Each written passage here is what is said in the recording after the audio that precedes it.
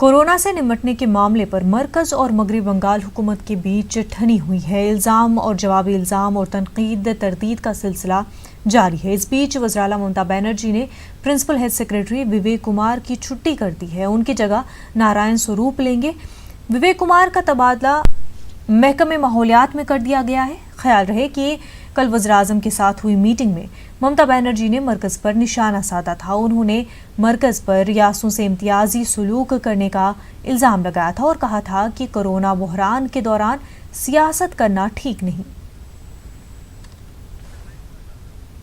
हमारे साथ इस वक्त हमारी नुमाइंदा शबाना जुड़ चुकी है। शबाना, आपसे जानना चाहेंगे कि प्रिंसिपल हेल्थ सेक्रेटरी का तबादला कर दिया गया है, क्या वजह है इसकी?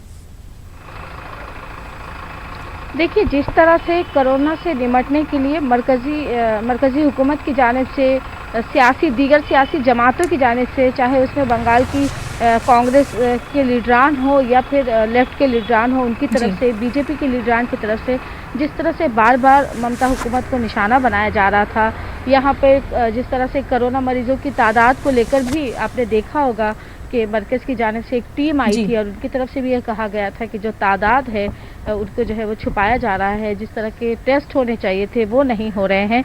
और उसके बाद ही आप देखें कि कोरोना से मुतासिर मरीजों का जो आंकड़ा है वो बढ़ता जा रहा है बंगाल में।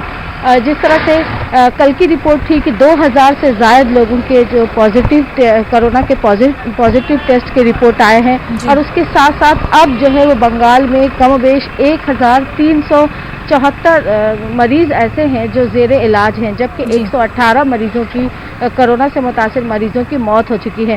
तो इस तरह से जिस तरह से हमने वो भी देखा है कि जिस तरह से बंगाल में जब ये तादाद 20, 25, 35 बताई जा रही थी और अब ये तादाद जब हज़ारों में चली जाती है तो इससे अंदाज़ा लगाया जा सकता है कि जिस तरह से बंगाल की हुकूमत की तरफ तनकीद की जा रही थी, यहाँ जिस तरह से टेस्ट होने चाहिए थे वो नहीं हो रहे थे, ये एक बड़ा इल्ज़ाम था। तो ऐसे में ममता बनर्जी के ऊपर भी एक बड़ी दबाव था और जिस तरह से कल की मीटिंग से पहले ही कांग्रेस के लीडरान की तरफ से, लेफ्ट के लीडरान की तरफ से लेटर जारी किया गया था और कहा गया था कि बंगाल की ममता बनर्जी हुकूमत इस ताल्लुक से जो है वो कोई ख़ास कदम उठाए। तो हमने आज देखा है कि किस तरह से तबादला किया गया है और नारायण स्वरूप एक काफ़ी कामयाब हुए हैं। वो उन्होंने ट्रांसपोर्ट डिपार्टमेंट में उन्होंने काफ़ी कामयाबी के साथ इस डिपार्टमेंट को संभाला है, तो उन्हें हेल्थ की जिम्मेदारी दी गई है। इससे पहले हमने ये भी देखा था कि राशनिंग निज़ाम में जिस तरह से गड़बड़ी हुई थी तो वहाँ भी सेक्रेटरी का तबादला किया गया था और अब जो है वो हेल्थ डिपार्टमेंट, जिसको लेकर जो है वो ममता हुकूमत चार तरफ से सियासी जमातों की तरफ से तनकीद का सामना कर रही है। तो ऐसे में एक नई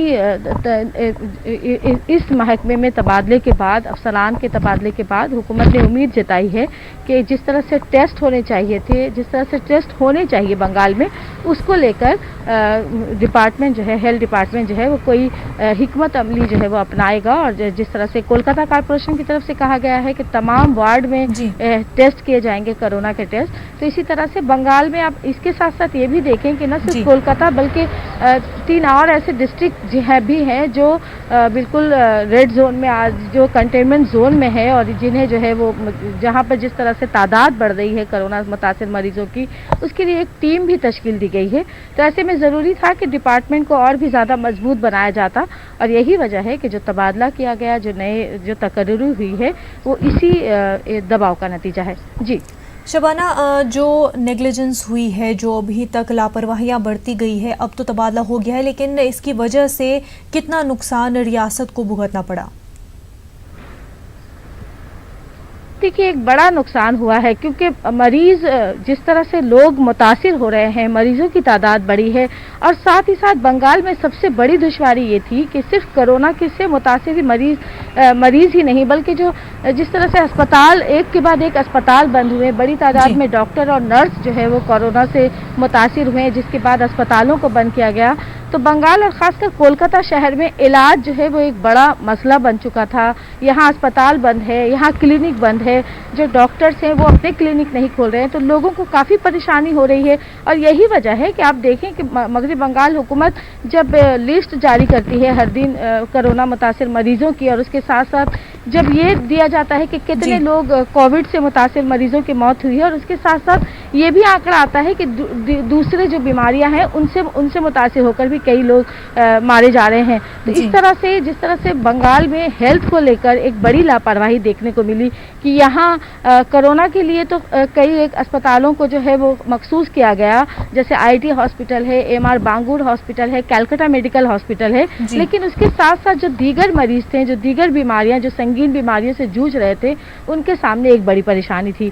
तो अब ये उम्मीद की जा रही है कि लोग जिस तरह से हेल्थ को लेकर परेशान हैं, सिर्फ कोरोना ही नहीं बल्कि दीगर जो लोग हैं, जो दीगर अमराज में मुब्तला है, उनके लिए भी कोई एक संजीदा इक़दाम किए जाएंगे। और खासकर कोलकाता जैसे बड़े शहर में जहां तमाम अजला के लोग आते हैं और हर दिन आप देखती होंगी है ना कि यहाँ जिस तरह से सरकारी अस्पतालों में मरीजों की जो है भीड़ लगी रहती है, तो ऐसे में इस ताल्लुक से भी कोई खास कदम उठाया जाएगा।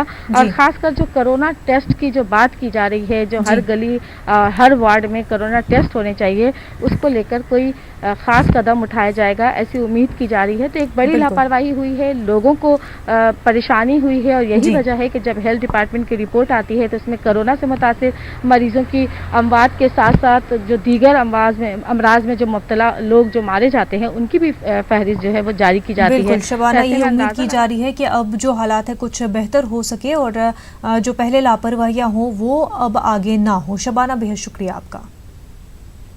नाज़रीन, इस वक्त एक बड़ी और अहम खबर सामने आ रही है। साबिक वज़ीर-ए-आज़म मनमोहन सिंह अस्पताल से डिस्चार्ज हो गए हैं।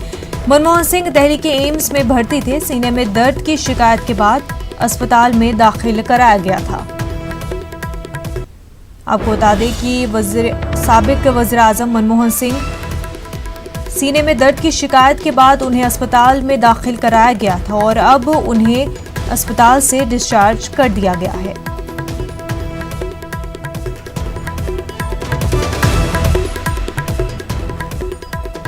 साबिक वज़ीर-ए-आज़म मनमोहन सिंह अस्पताल से डिस्चार्ज हो चुके हैं। मनमोहन सिंह दिल्ली के एम्स में भर्ती थे। सीने में दर्द की शिकायत के बाद उन्हें अस्पताल में दाखिल कराया गया था और अब उनको एम्स में डिस्चार्ज कर दिया गया है।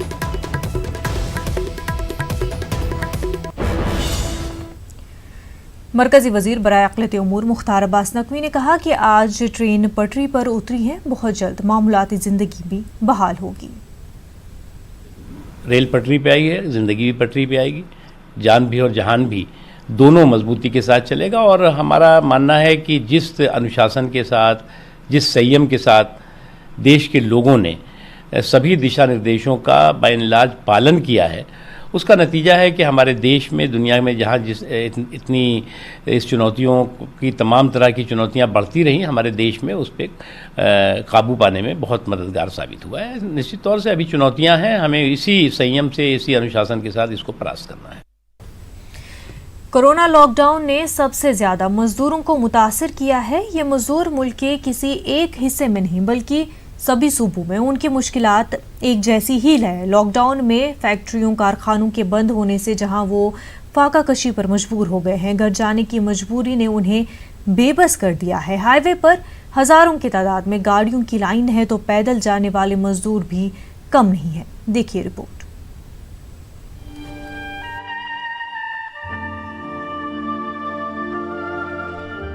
मजदूर अपनी मेहनत से पहाड़ काटकर रास्ता तो निकाल देता है, लेकिन जब मजदूर पर सितम के पहाड़ टूटते हैं तो इनकी जानिब देखने वाला कोई नहीं होता है।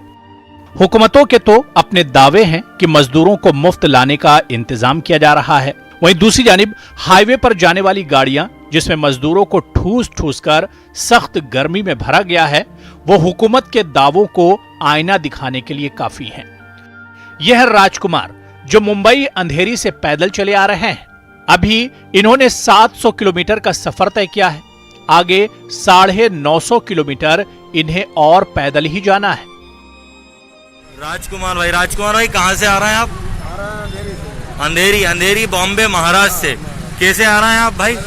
पैदल चल के आ रहा है वहाँ से यहाँ तक। और अभी कहाँ जाना है आपको? जाना है मिर्जापुर जाना। मिर्जापुर वो यूपी में आखिरी में बहुत दूर है जो, तो इतनी दूर पैदल चले जाएंगे आप? जाने पड़ेगा, क्या करें, कोई साधन नहीं है। वो तो आपको कोई इंतजाम नहीं मिला। हाईवे पर निकल कर देखिए तो हैरत होती है कि सख्त गर्मी में लोग अपनी मंजिलों पर पहुंचने के लिए कैसे कैसे रिस्क लेने को मजबूर हैं। एक एक मोटरसाइकिल पर 5-5 लोग मासूम बच्चों के साथ 1000 किलोमीटर से ज्यादा का सफर करने को मजबूर हैं। मुंबई गोरेगांव से, और कहाँ जा रहे हैं? यूपी में कहाँ? गोरखपुर। कितने लोग हैं इस गाड़ी में?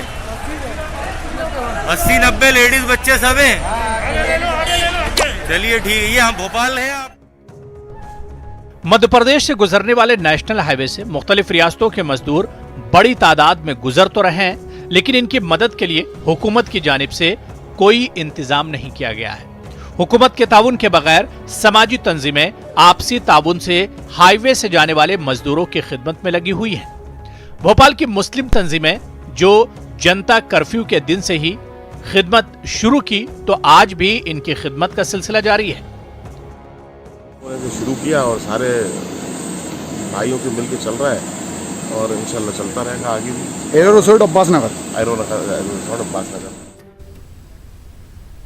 बुलेटिन में फिलहाल इतना ही। हमें दीजिए इजाजत। आदाब। इस न्यूज हेडलाइंस